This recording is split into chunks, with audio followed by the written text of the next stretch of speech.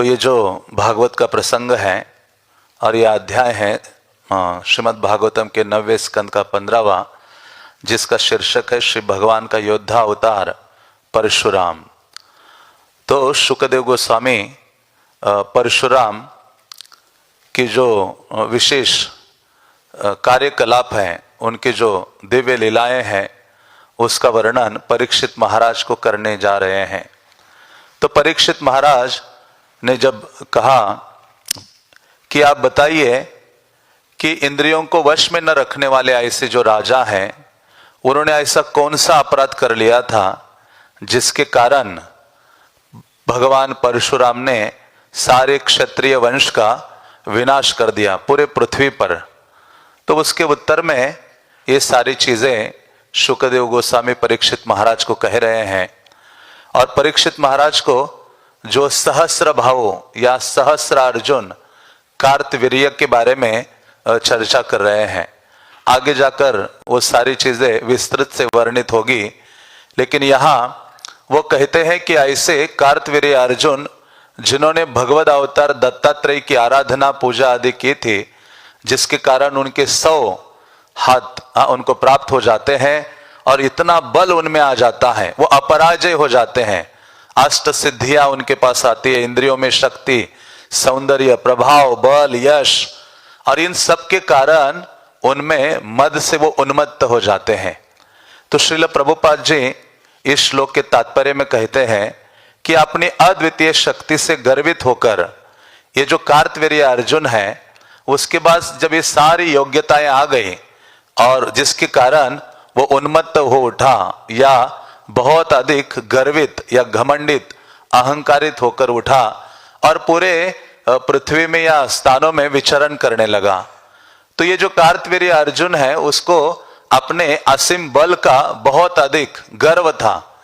इसके पिछले श्लोक में, एक श्लोक में वर्णन करते कि कितना बल था, तो कहते रावण जो पूरा स्वर्ग आदि देवताओं को भी पराजित कर दिया था, अपने वश में कर लिया था, ऐसे रावण को भी उन्होंने पराजित कर लिया था।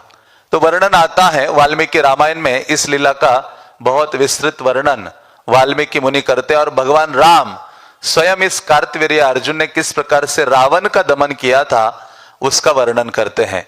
कहते कि रावण सारे स्वर्गादि को जीतकर जब पृथ्वी में विचरण करने लगा, सारे जो राजागण है वो डरने लगे और ऐसे भ्रमण करते करते माहिष्मती नगरी में वो पहुंचा रावण, जो नर्मदा के तट पर था।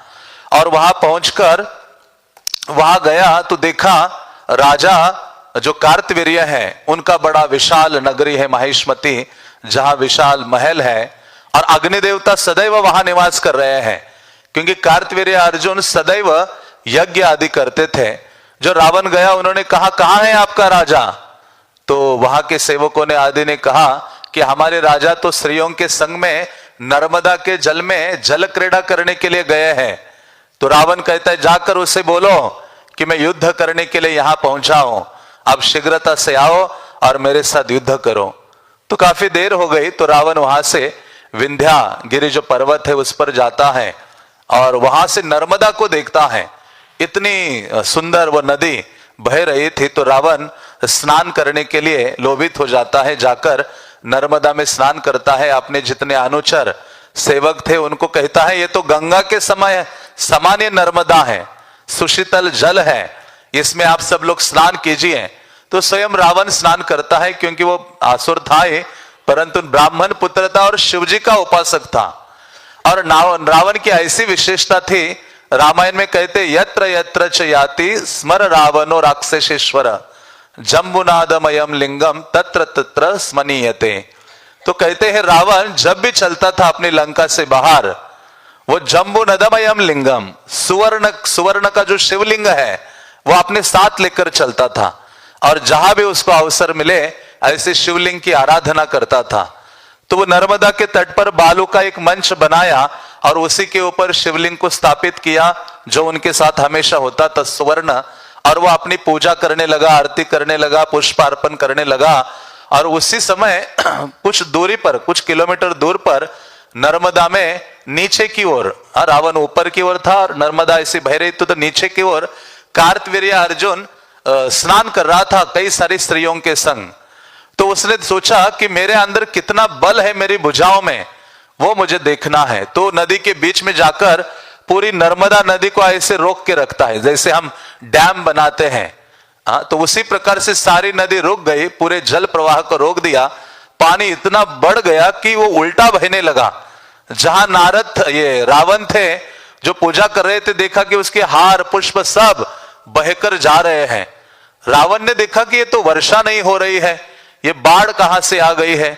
लेकिन देखा बाढ़ का पानी गंदा होता है, कीचड़ युक्त होता है, लेकिन ये बहुत निर्मल पानी है।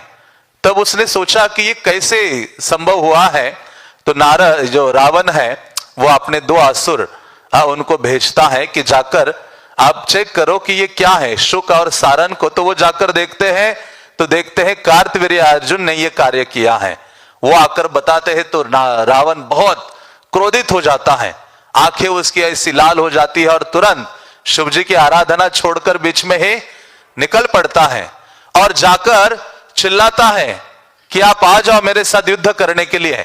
तो कार्तवीर्य अर्जुन के जो सेनापति या अन्य जो मंत्री वहां तट पर ही थे, तो वो कहते हैं कि अरे रावण, आप वो जो स्त्रियों के समक्ष साथ वो स्नान कर रहे हैं, आप स्त्रियों के समक्ष उनका अपमान करना चाहते हो।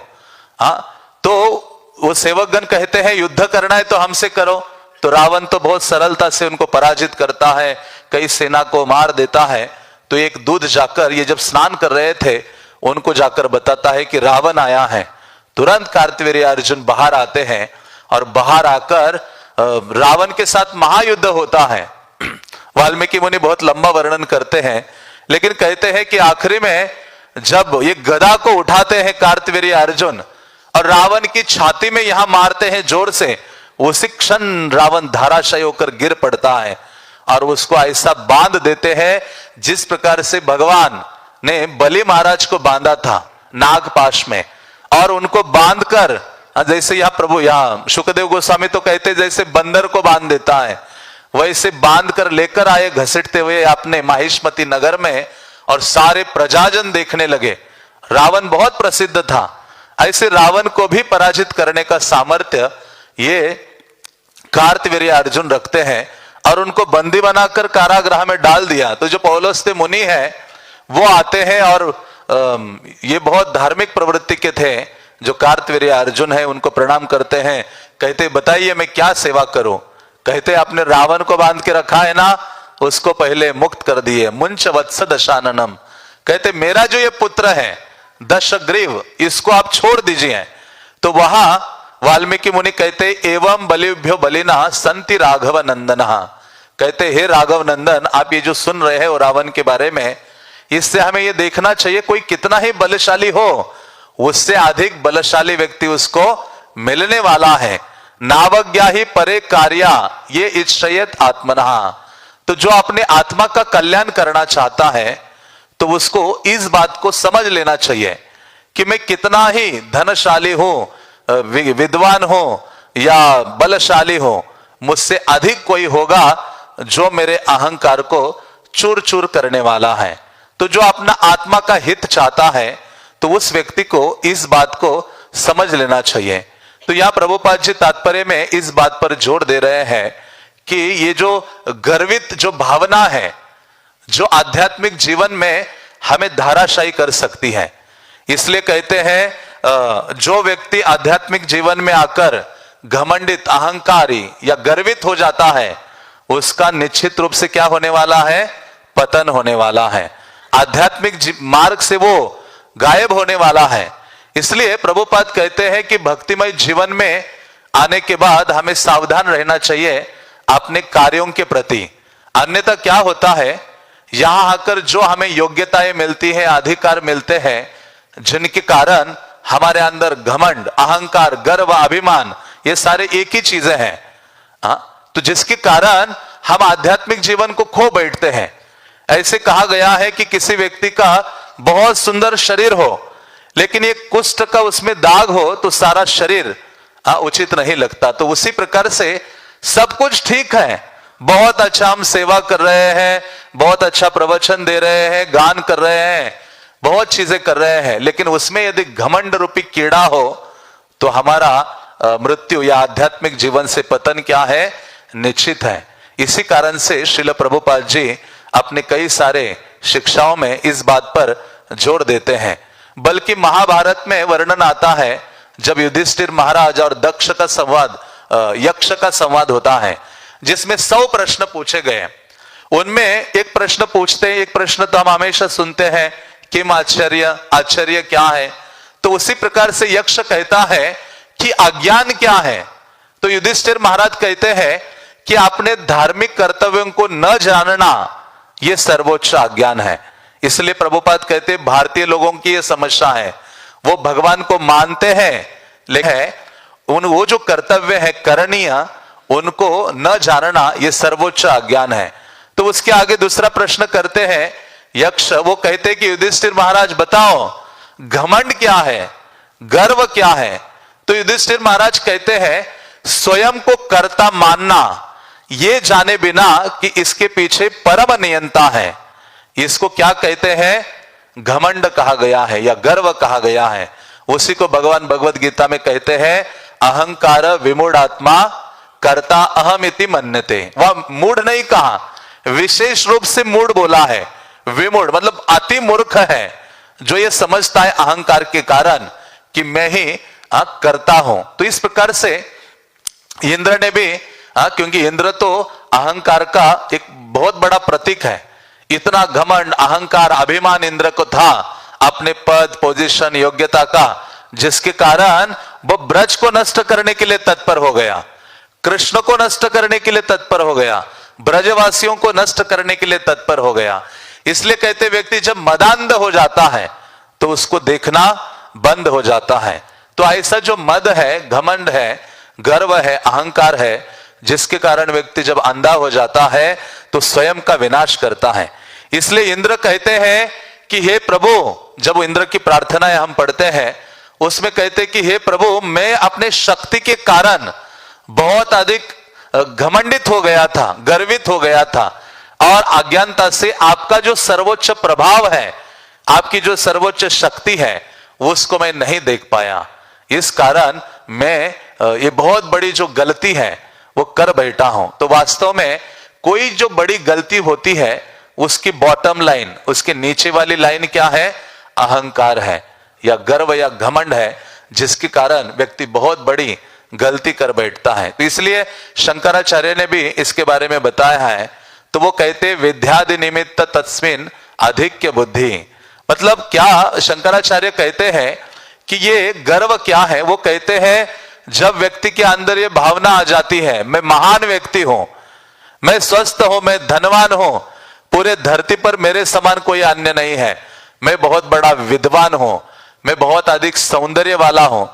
तो इस सारी ये जो चीजें हैं, इस रूप में पैदा होने वाली जो मानसिकता है या मानसिक प्रवृत्ति है, इसको विद्वान लोग क्या कहते हैं, गर्व या मद कहते हैं। उसी को भगवान भगवद गीता में पूरा एक अध्याय में वर्णन करते हैं दैवा आसुरी संपदा के बारे में, जिसमें भगवान कहते धन मान मदान्विता, व्यक्ति धन के द्वारा और उसको जो सम्मान आदि प्राप्त हुआ है, पद प्राप्त हुआ है, जिसके कारण वो गर्वित या घमंडित हो जाता है और वो फिर सोचने लगता है ईश्वरोहम अहम भोगी सिद्धोहम बलवान सुखी। कई सारे श्लोक इसमें बोले हैं भगवान ने। तो वो सोचने लगता है मैं ही भोगता हूं। जब व्यक्ति के पास बहुत सफलता आती है, विद्वत्ता आती है, पोजीशन आता है, धन आता है, तो वो सोचता है कि मैं ही परम भोक्ता हूं, मैं ही कंट्रोलर हूं, मैं ही बलवान हूं। तो इस प्रकार की जब भावना आती है,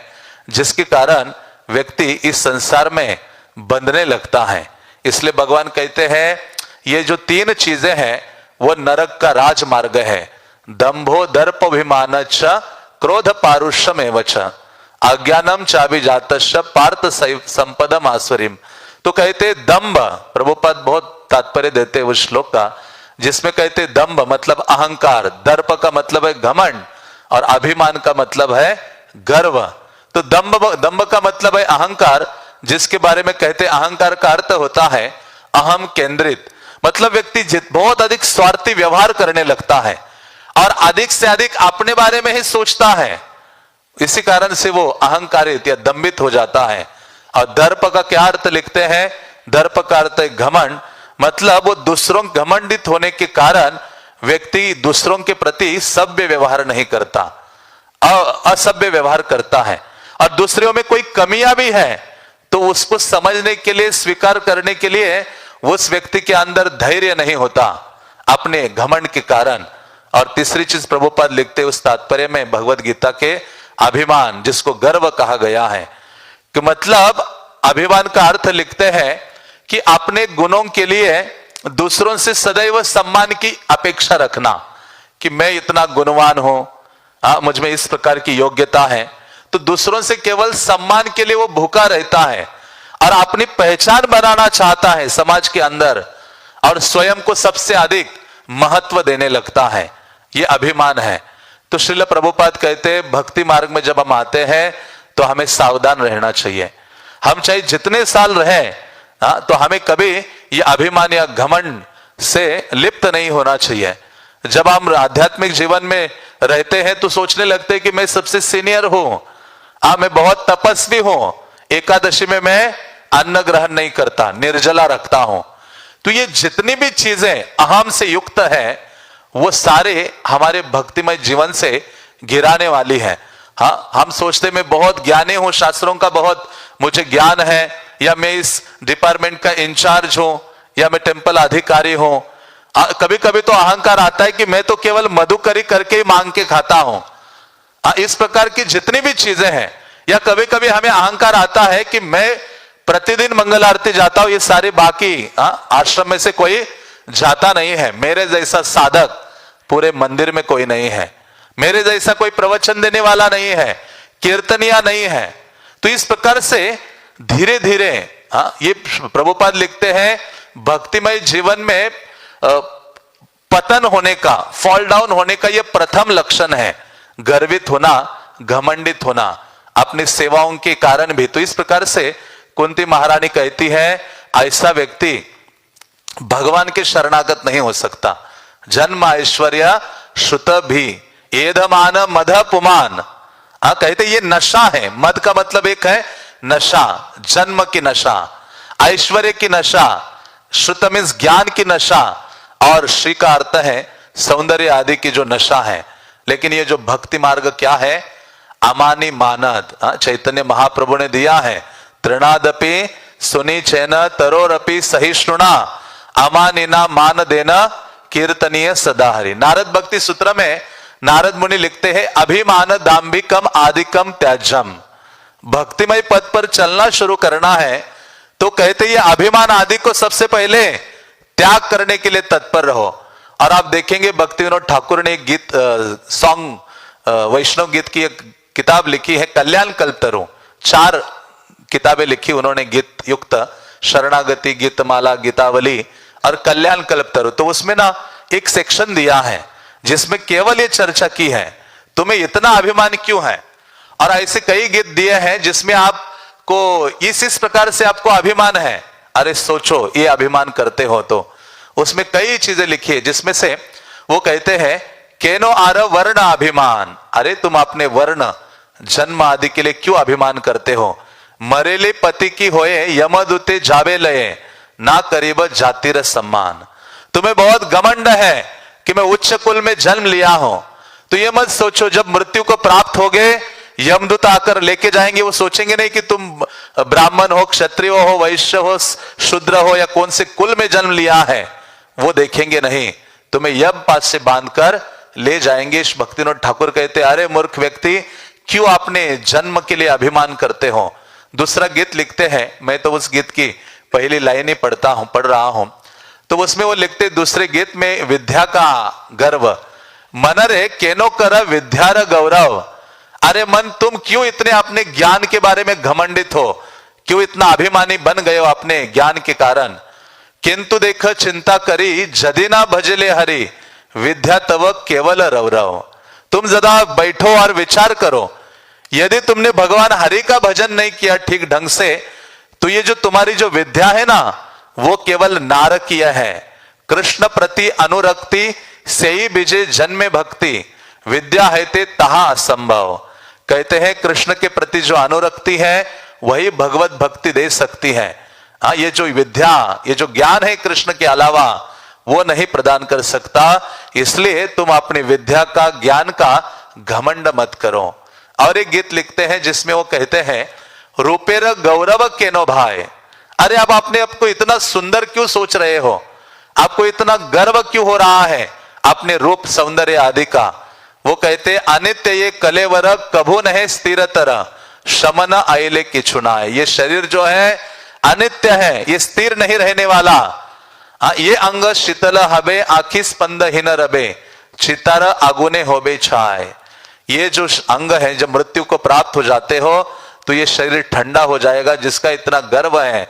और ये जो आंखें हैं फिर से पलके ऐसी खुलेगी नहीं। चितार आगुने हबे छाए, और चिता के ऊपर ये देह को रखा जाएगा।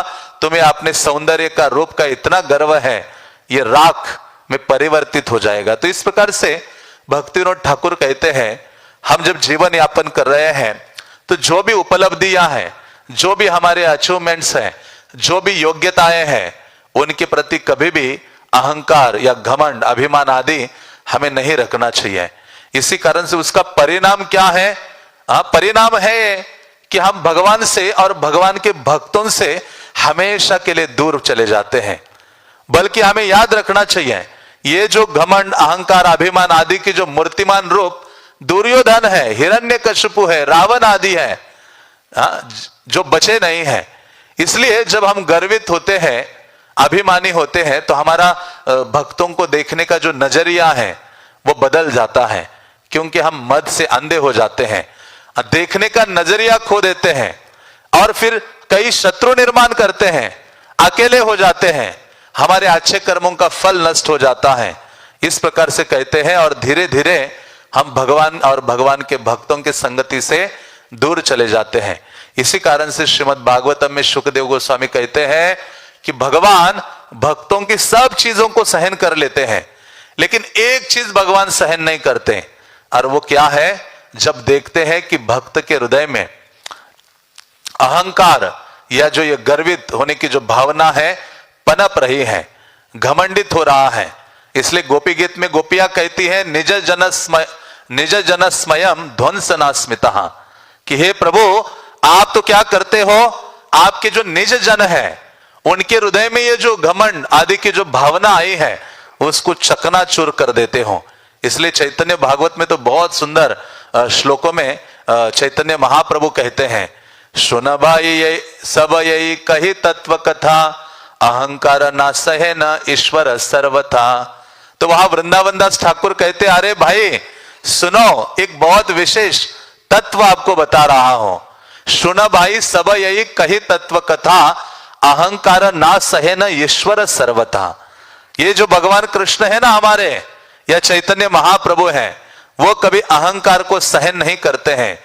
जे जे गुणे मत ये करे अहंकार, अवश्य ईश्वरता करे न संहार। जो जो व्यक्ति अपने गुणों से, योग्यता से अहंकारित हो जाता है, भगवान उसका एक ना एक दिन संहार कर लेते हैं। फलवंत वृक्ष आर गुणवंत जान, नम्रता से ताहर स्वभाव अनुक्षान। तो जो फलवंत वृक्ष होता है, जिसमें फल है, वो क्या करता है? झुकता है। और जिसमें जितनी योग्यताएं हैं उतना ही वो व्यक्ति विनम्र हो जाता है। ये गुण होना चाहिए। वो कहते हैं, हय नहुषवे न बान नरक रावण, महादिग्विजयी सुनी याचे जय जय जान। वो कहते, अरे इनका चरित्र जरा देखो, तुम्हें थोड़ी सी अचीवमेंट से इतना घमंड हो रहा है। हय, नहुष, वेन, बानासुर है, नरकासुर है, रावण है, यह अपने अहंकार घमंड के कारण चकनाचूर हो गए हैं। इनके चरित्र को एक बार सुनो और देखो, पढ़ो, तब तुम्हारे समझ में आएगा। वृंदावन दास ठाकुर आगे लिखते हैं, भुज देखी कार गर्व चूर्ण नाई हाय, सर्वता ईश्वर अहंकार नाई साय। कहते कि आप देखो, इनमें से कौन ऐसा है जिसका गर्व चूर्णित नहीं हुआ है। सर्वता ईश्वर अहंकार नहीं साय। तो जो परम भगवान है वो अहंकार को सहन नहीं कर लेते। इसलिए जो अहंकार का गुब्बारा हमारा फूल जाता है, भगवान क्या करते हैं, छोटे से सुई की नोक से उसको छेद करके उस गुब्बारे को नष्ट कर देते हैं, तोड़ देते हैं।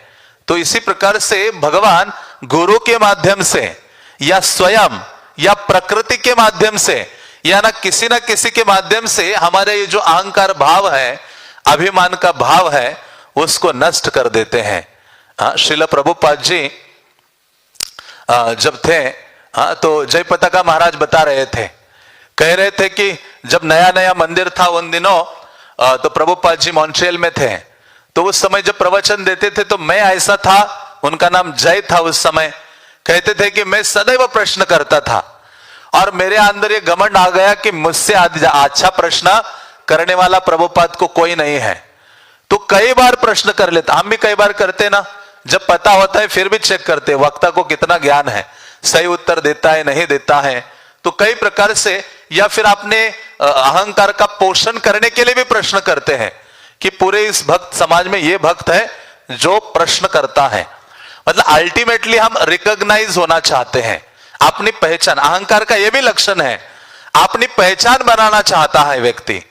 लेकिन हमारे संप्रदाय में तो कहते हैं कृष्णदास कविराज, मैं तो किससे भी अधिक पतित हूं, जगाई मदाई से भी अधिक मैं पतित हूं, कृष्णदास कविराज कहते हैं। तो यहां महाराज कह रहे थे कि मैं प्रभुपाद को प्रश्न पूछते रहता था और एक दिन प्रवचन दिया प्रभुपाद ने और मैंने प्रश्न किया कि प्रभुपाद जी बताइए श्रीमती राधा रानी कौन है।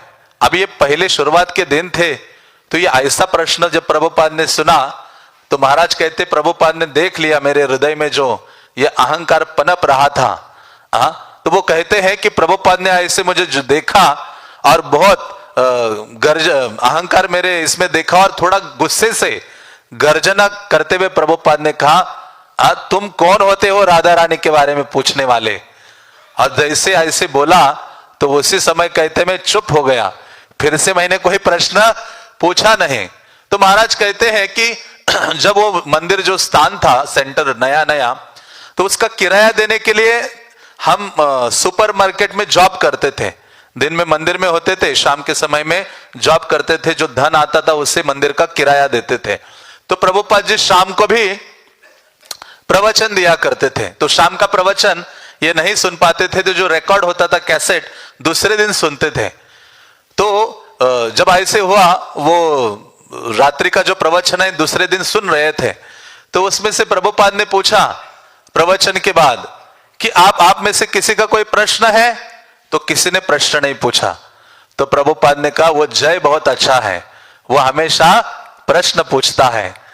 तो मतलब प्रभुपाद प्रशंसा भी करते हैं, लेकिन जब देखते हैं कि अहंकार पनप रहा है, आध्यात्मिक गुरु जब देखते हैं तो क्या करते हैं, उसका चकनाचूर कर देते हैं, उसका निर्वाहन करते हैं।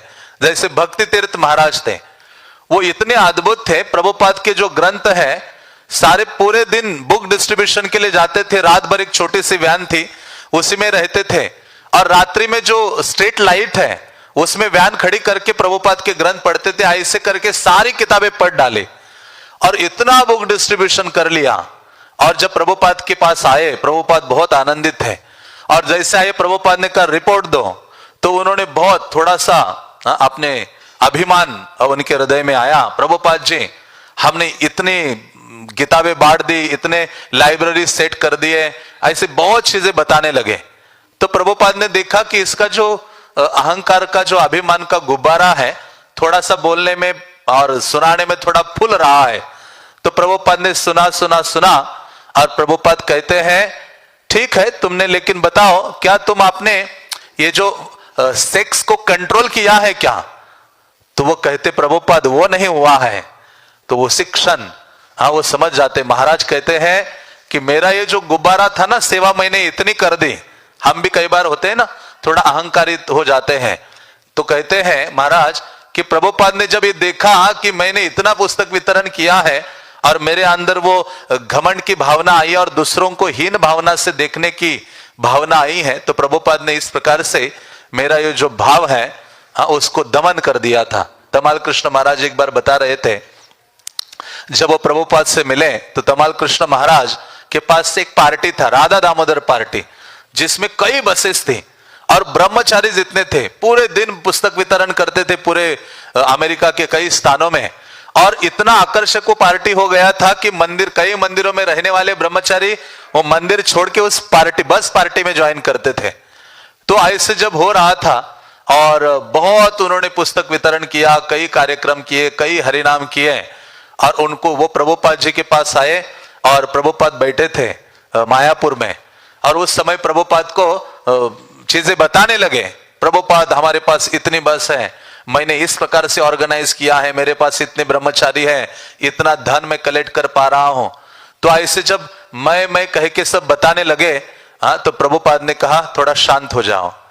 और जब प्रभुपाद ने कहा कि देखो कई भगवान की सृष्टि में अनंत ब्रह्मांड है, उसमें से एक ब्रह्मांड है, और इस ब्रह्मांड में 14 लोक है, और 14 लोकों में ये भी एक पृथ्वी, ये भी एक लोक है, इसमें भी कई देश हैं, और इस कई देशों में एक भारत देश है, और इसमें भी कई राज्य हैं, और कई राज्यों में जो राज्य हैं उनमें भी कई जिले हैं, और जिलों में भी कई तहसील हैं, तहसील के भी कई गांव हैं, गांव में ये छोटा सा मायापुर है, मायापुर में भी कई लोगों के घर है, और उसमें भी ये हम कुटिया में घास के रह रहे हैं, उसके भी एक कोने में कई भक्त बैठे हैं, और उनमें से एक तुम तमाल कृष्ण हो।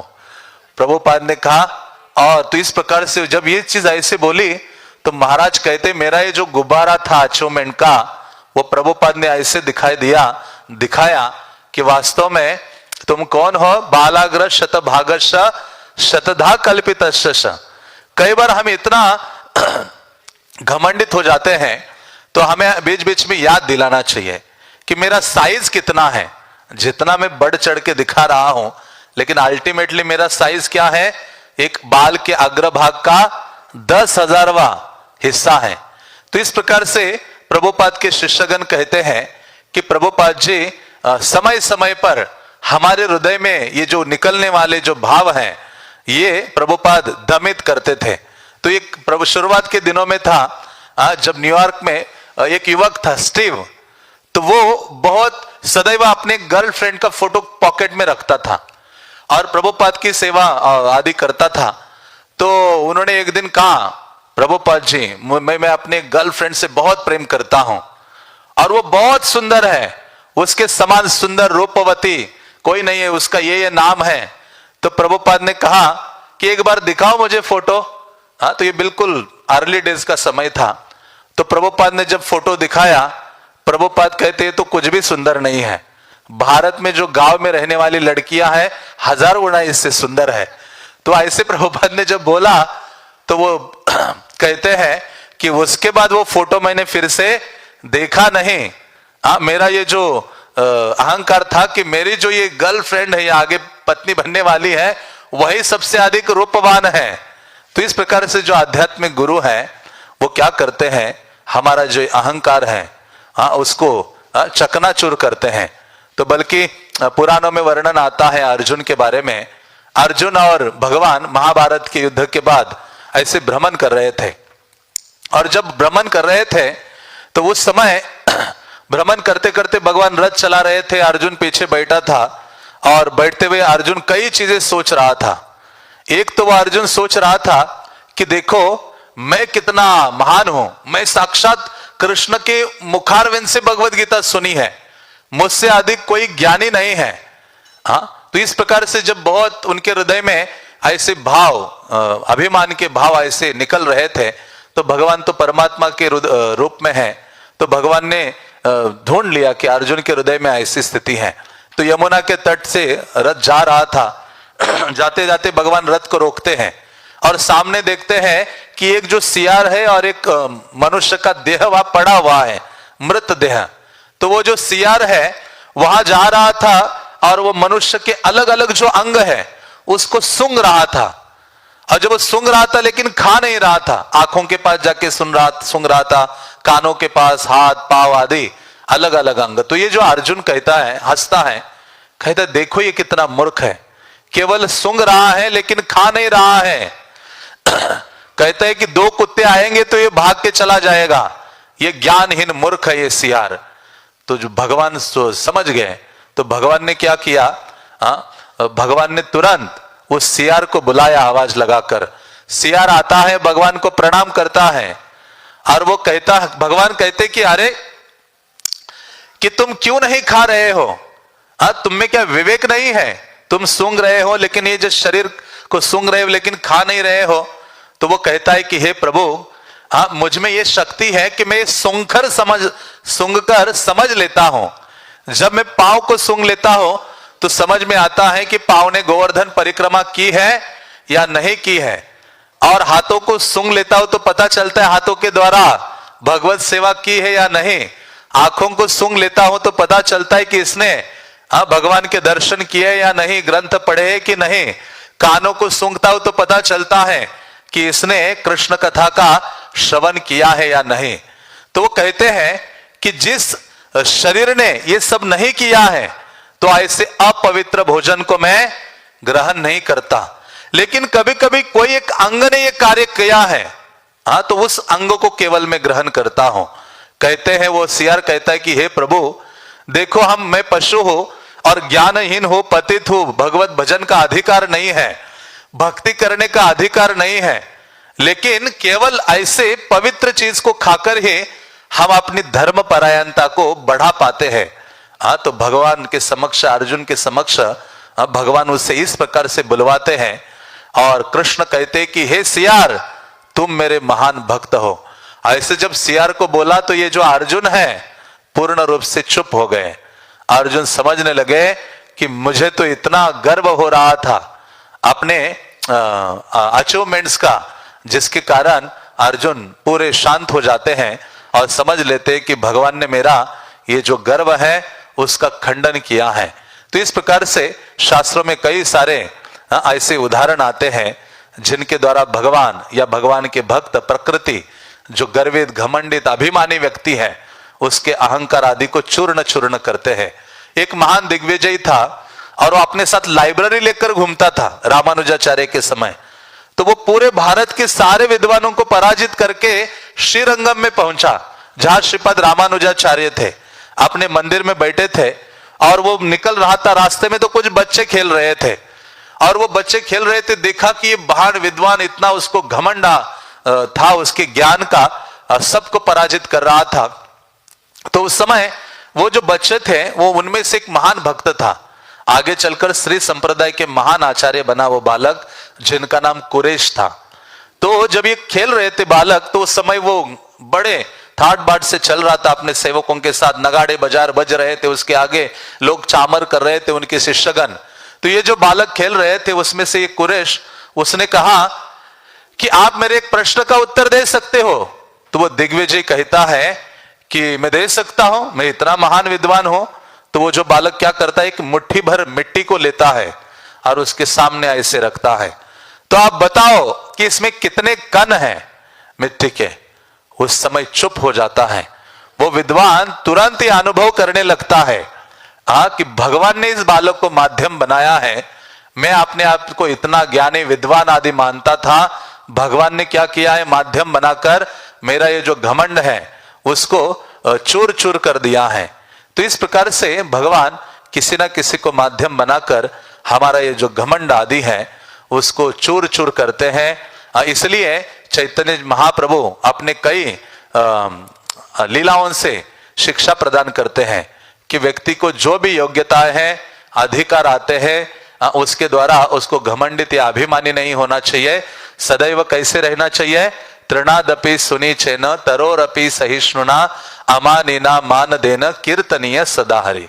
क्यों हम यहाँ आए हैं सतत कृष्ण नाम का गान करने के लिए, यही हमारे जीवन का लक्ष्य है। सततम कीर्तयन्तो माम, सतत मेरी जीवा कृष्ण का नाम उच्चारण करे। और वही व्यक्ति सफल है जिसकी जीवा सतत कृष्ण का नाम लेती है। और वो कब होगा, जब ये भावना उसके हृदय में होगी, तृणादपि सुनीचेन की।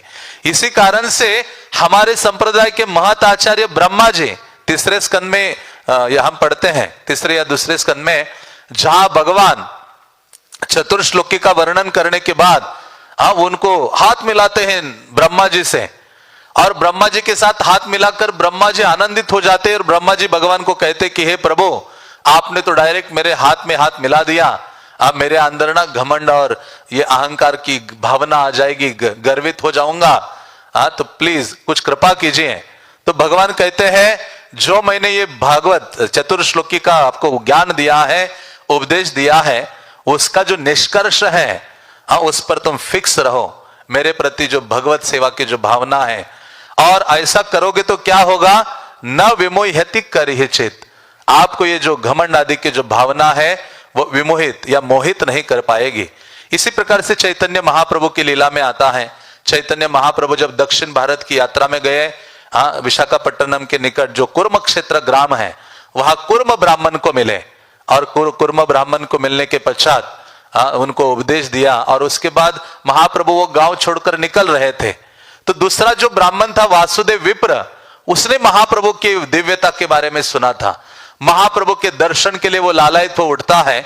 लेकिन जो वासुदेव विप्र था उसका पूरा शरीर कुष्ठ व्याधि से जर्जरित था, कीड़े पड़े हुए थे, कोई कीड़ा गिरता था उसको उठा के फिर से रखते थे, इतनी दया भावना थी। और जो देखा कि केवल मुझे महाप्रभु का दर्शन करना है, अन्य कोई कामना नहीं थी कि मुझे अपने इस कष्टमय शरीर से मुक्ति चाहिए। और जब महाप्रभु को पता चला, महाप्रभु ने उनको दर्शन दिया और महाप्रभु ने देखा और उसका आलिंगन किया। जैसे आलिंगन किया उसको सुदामा विप्र की याद आई। क्वाहम पापी, वो कहने लगे कि मैं कितना पापी हूं। वो कहते, सुदामा की भाव को वो धारण करते हुए कहते हैं कि ऐसे लक्ष्मीपति मेरा आलिंगन कर रहे हैं। तो इस प्रकार से जब भगवान चैतन्य महाप्रभु ने उनका आलिंगन किया तो बिल्कुल नवीनतम शरीर उनको प्राप्त हो जाता है, बिल्कुल सौंदर्यमान वो दिखने लगते हैं। तो जब ऐसा सुंदर शरीर प्राप्त हो गया तो वासुदेव विप्र कहने लगे, हे प्रभु कि मैं तो अधम था, लेकिन आपने मुझे इतना अद्भुत दिव्य बना दिया है। एबे अहंकार मोर जन्म में आसिया, ये सुंदर शरीर प्राप्त करके अभी निश्चित रूप से मेरे अंदर अहंकार जन्म ले लेगा। तो चैतन्य महाप्रभु कहते हैं कि क्या करने से तुम इससे प्रभावित नहीं होगे, अहंकार या घमंड आदि से। तो महाप्रभु कहते हैं, प्रभु कहे कबू तोमार ना हबे अभिमान, निरंतर कह तुम्हें कृष्ण कृष्ण नाम। चैतन्य महाप्रभु ने कहा, कबू तोमार ना हबे अभिमान, कभी नहीं होगा अभिमान, यदि तुम क्या करते हो, निरंतर कह तुम्हें कृष्ण कृष्ण नाम, निरंतर तुम क्या करते हो, हरे कृष्णा कृष्णा कृष्णा हरे हरे, हरे राम राम राम हरे हरे। तो महाप्रभु ने ये पहली बात कही, निरंतर हरि नाम का उच्चारण करो। और दूसरी महाप्रभु कहते हैं, महाप्रभु दूसरी बात, कृष्ण उपदेशी कर जीवेर निस्तार, आचिराते कृष्ण तो मां करीबे न अंगीकार। दूसरी चीज क्या रो, कृष्ण उपदेशी, तुम जो कृष्ण का जो उपदेश है वो दूसरों को प्रदान करो, और ऐसा करने मात्र से तुम कभी इस चीज से प्रभावित नहीं होगे। तो इस प्रकार से चैतन्य महाप्रभु सरल चीज हमें प्रदान करते हैं कि कैसे हम इस अहंकार, अभिमान या घमंड की भाव से दूर हो सकते। यदि निरंतर विनम्रता की भावना से हरि नाम का उच्चारण करेंगे और दूसरों को कृष्ण भावना का उपदेश देंगे। प्रभुपाद का यह आंदोलन कृष्ण भावना का उपदेश देने के लिए है, और इस आंदोलन में प्रभुपाद के लिए सतत सेवारत रहेंगे तो ये जो भाव है उससे हम मुक्त हो जाएंगे। नरोत्तम दास ठाकुर कहते हैं कि ये जो षड रिपु है इनको कृष्ण की सेवा में लगाया जा सकता है। जैसे लोभ है, लोभ साधु संगे हरि कथा, लोभ को लगाओ साधुओं का संग और हरि कथा को अधिक से अधिक श्रवण करने में। तो उसी प्रकार से वो कहते हैं ये जो मद है इसको कैसे लगा सकते हो, मद कृष्ण गुण गाने, इसको लगाओ कृष्ण का गुणों का गान करने के लिए। तो इस प्रकार से जो नरोत्तम दास ठाकुर इसका उपाय बताते हैं, तो इस प्रकार से हम इस भाव को धारण करेंगे तो हमेशा वैष्णवों के अनुगत रहेंगे, और ये जो घमंड की भावना है वो हमें छुएगी नहीं। बल्कि उद्धव गीत में आप देखेंगे 11वें स्कंद के 11वें अध्याय में, वहां भगवान कृष्ण ने 15-20 श्लोक ऐसे दे दिया है। वहां उद्धव को कहते हैं, मैं वो पढ़कर विराम देता हूं 2 मिनट में, उसका अनुवाद पढ़ता हूं। भगवान कहते क्या क्या करना होगा, तुम्हें अभिमान और प्रतिष्ठा को दूर रहना है तो हे प्रिय उद्धव, निम्नलिखित भक्ति कार्यों में लगने पर मनुष्य मिथ्या अभिमान और प्रतिष्ठा का परित्याग कर सकता है। जो ये भूख है ना प्रतिष्ठा प्राप्त करने की, मान सम्मान आदर, और ये जो मिथ्या अभिमान हमने धारण किया है, इसको कैसे परित्याग कर सकता है उद्धव को भगवान बताते हैं। वो कहते हैं निम्नलिखित भक्ति कार्यों में लगने पर मनुष्य मिथ्या अभिमान तथा प्रतिष्ठा का परित्याग कर सकता है। मनुष्य मेरे अर्च विग्रह के रूप में मुझे तथा मेरे शुद्ध भक्तों को देखकर, छूकर, पूजा करके, सेवा करके, स्तुति करके तथा नमस्कार करके अपने आप को शुद्ध बना सकता है। उसे मेरे दिव्य गुणों और कर्मों की भी प्रशंसा करनी चाहिए। मेरे यश की कथाओं को प्रेम तथा श्रद्धा के साथ सुनना चाहिए। निरंतर मेरा ध्यान करना चाहिए। उसे चाहिए कि जो भी उसके पास हो वो मुझे अर्पित कर दे और अपने आप को मेरा सनातन दास मानकर मुझ पर ही पूरी तरह समर्पित हो जाए। उसे मेरे जन्म तथा कार्यों की सदैव चर्चा चलानी चाहिए और जन्माष्टमी जैसे उत्सवों में जो मेरी लीलाओं की महिमा बतलाते हैं, सम्मिलित होकर जीवन का आनंद लेना चाहिए। उसे मेरे मंदिर में गाकर, नाचकर, बाजे बजाकर तथा अन्य वैष्णवों से मेरी बातें करके उत्सवों तथा त्योहारों में भी भाग लेना चाहिए। उसे वार्षिक त्योहारों में होने वाले उत्सवों में, यात्राओं में तथा भेंटे चढ़ाने में नियमित रूप से भाग लेना चाहिए। उसे एकादशी जैसे धार्मिक व्रत भी रखने चाहिए और वेदों, पंचरात्र तथा अन्य ऐसे ही ग्रंथों में उल्लिखित विधियों से दीक्षा लेनी चाहिए। उसे श्रद्धा तथा प्रेम पूर्वक मेरे अर्च विग्रह की स्थापना का अनुमोदन करना चाहिए और अकेले अथवा अन्यों के सहयोग से कृष्ण भावना भावित मंदिरों तथा नगरों के साथ ही साथ फूल तथा फल के बगीचों एवं मेरी लीला मनाए जाने वाले विशेष क्षेत्रों के निर्माण में हाथ बंटना चाहिए। उसे बिना किसी द्वैत के अपने आप को मेरा विनीत दास मानना चाहिए और इस तरह मेरे आवास अर्थात मंदिर को साफ करने में सहयोग देना चाहिए। सर्वप्रथम उसमें झाड़ू बुहारू करना चाहिए, तब उसे जल तथा गोबर से स्वच्छ बनाना चाहिए। मंदिर को सूखने देने के बाद सुगंधित जल का छिड़काव करना चाहिए और उससे मंडलों उनसे सजाना चाहिए। इस प्रकार उसे मेरे दास की तरह कार्य करना चाहिए। भक्त को कभी भी अपने भक्ति कार्यों का ढिंडोरा नहीं पीटना चाहिए। इस तरह उसकी सेवा मिथ्या अभिमान का कारण नहीं बनेगी। उसे मुझे अर्पित किए गए दीपकों का प्रयोग अन्य कार्यों के लिए अर्थात मात्र उजाला करने की आवश्यकता से नहीं करना चाहिए। इसी तरह मुझे ऐसी कोई वस्तु भेंट न की जाए जो अन्यों पर चढ़ाई जा चुकी हो या अन्य द्वारा काम में लाई जा चुकी हो। इस भौतिक संसार में जिसे जो भी वस्तु सबसे अधिक चाहिए और जो भी वस्तु उसे सर्वाधिक प्रिय हो, उसे वही वस्तु मुझे अर्पित करनी चाहिए। ऐसी भेंट चढ़ाने से वो सनातन जीवन का पात्र बन जाता है। तो इस प्रकार से भगवान ने बहुत लंबी लिस्ट दी है कि किस प्रकार से हम ये जो अहंकार है, जो आध्यात्मिक जीवन से हमारे पतन का कारण है, जो गर्व है, उससे हम कैसे मुक्त हो सकते हैं। तो श्रील प्रभुपाद की दिव्य शिक्षाएं हैं जिनका सहारा लेकर उससे हम सदैव निर्लिप्त रह सकते हैं। हरे कृष्णा कृष्णा कृष्णा हरे हरे, हरे राम राम राम।